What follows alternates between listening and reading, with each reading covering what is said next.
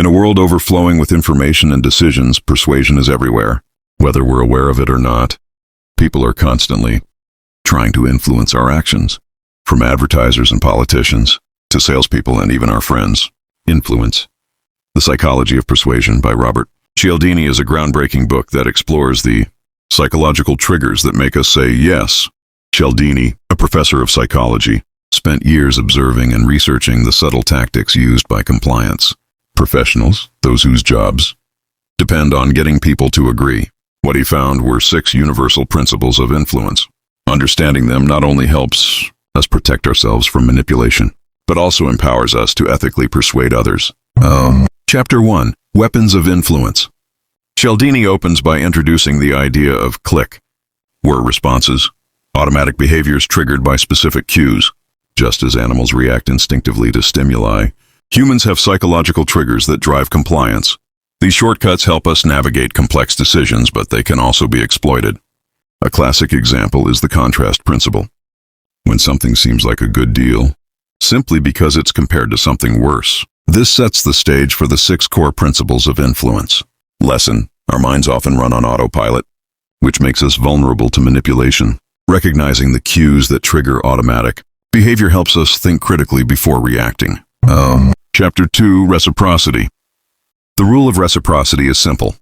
If someone does something for us, we feel obligated to return the favor. This social norm runs so deep that even small, unsolicited favors can trigger a sense of debt. Cialdini gives the example of waiters who give candy with the check. Customers tip more, even if the gesture was minor. Marketers use free samples and free trials to activate this principle. Lesson: giving first, sincerely and strategically, can increase your chances of influence, but also beware of those who use generosity as a trap. Chapter 3. Commitment and consistency. Once people commit to something, they are far more likely to follow through. We like to appear consistent with our words and actions, even if we were manipulated into making the initial commitment. Cialdini highlights how small agreements, like signing a petition, often lead to bigger actions, like donating money later. This principle is often used in marketing through foot-in-the-door tactics.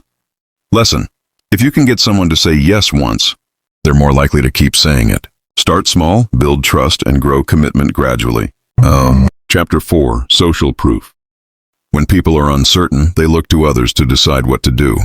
This principle, known as social proof, is why we're influenced by popularity, from laugh tracks and sitcoms to 5-star reviews. Cialdini shares a chilling example of how bystanders fail to help in emergencies simply because no one else moves. If others seem calm, we assume no action is needed, even when something is clearly wrong. Lesson: people follow the crowd, especially when unsure. If you want to influence behavior, show that others like them are already doing it. Chapter 5. Liking. We are more likely to say yes to people we like. What makes someone likable? Physical attractiveness, similarity, compliments, and familiarity all play a role. Salespeople often build rapport and find common ground before pitching a product. Even something as simple as a shared hometown or name can build a bond that increases compliance. Lesson: build genuine rapport. The more someone likes you, the more persuasive you become, and be alert when others use charm to lower your defenses. Chapter 6. Authority. We obey figures of authority, often blindly. From doctors and police officers to corporate titles and lab coats, symbols of authority command respect. Cialdini cites the famous Milgram experiment, where people were willing to deliver harmful shocks simply because a figure in a lab coat told them to. Marketers exploit this by using fake experts and endorsements. Lesson: we are conditioned to follow leaders, but we must verify their credibility. Respect authority, but don't surrender critical thinking. Chapter 7. Scarcity. The less available something is, the more we want it. Scarcity creates urgency and emotional arousal, leading to irrational decisions. Phrases like limited time offer or only 3 left in stock manipulate this principle. Cialdini illustrates this with the example of banned information. The very act of restriction makes it more desirable. Lesson: scarcity inflates perceived value. Use it ethically to drive action, and be cautious when urgency clouds your judgment. Chapter 8. Instant influence. Primitive consent for modern times. In the final chapter, Cialdini reflects on how these ancient psychological triggers are being used in the modern age, and often in manipulative ways. He argues that while these principles evolved to help us survive, they are now exploited in high-pressure environments where fast decisions are expected. The solution? Awareness. By knowing these tactics, we can resist unethical influence and use these tools responsibly. Lesson: influence is powerful and neutral. It can uplift or exploit. Our responsibility is to use it wisely and defend against its misuse. Conclusion. Robert Cialdini's Influence is not just a book about marketing or sales.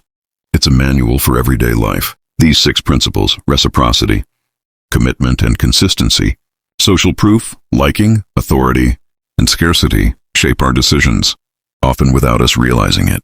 Whether you're a business owner, teacher, parent, or just someone trying to make better choices, understanding these psychological tools gives you a distinct edge. Influence is inevitable, but with awareness, we can become not just more persuasive but also more protected. Let this book be your guide to ethical influence and psychological self-defense.